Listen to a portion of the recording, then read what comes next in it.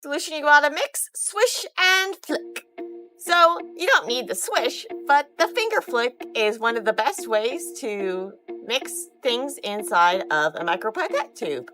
And so this is also another great way is inverting the tube, as well as you can pipette up and down. So pipetting is really great, especially if you have a small amount of liquid, but you want to be careful when you do it that you don't submerge the tip too far, or else you might get liquid stuck on the outside. You might also get liquid stuck on the inside, which is why sometimes like a finger vortex or that sort of thing could be a better alternative, so you're not losing liquid that gets stuck to the tip.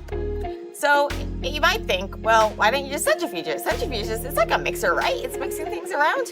Well, the centrifuge, what it's actually doing is it's going to separate things out by like how heavy they are, especially if we were to centrifuge really, really fast. And so this is why we use centrifugation to separate things, like when we're pelleting out things, we want to get the membrane gunk out of like a cell lysate.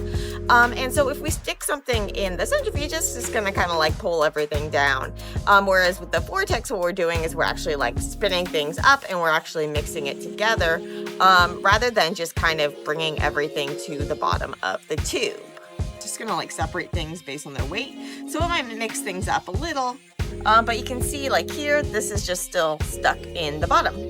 And so if you have something like this, what you can do is, another option is a vortex mixer.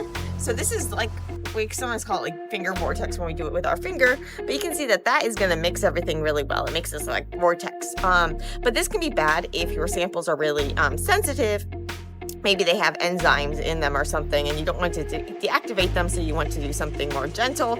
And the finger flick is a great way to do this. And so if you have a really viscous solution, like something with some glycerol in it, you might need to give the finger flick a little help with some inverting, some pipetting.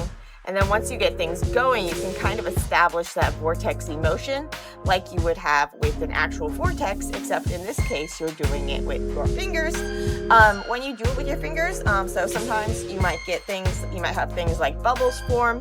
You might have liquid that gets stuck on the top, even especially if you're doing like a real vortex, you might get like liquid stuck on the lid and stuff if you're extra vigorous in your vortex. And so then what you can do is you can then stick it into the minifuge afterwards to really spin things down.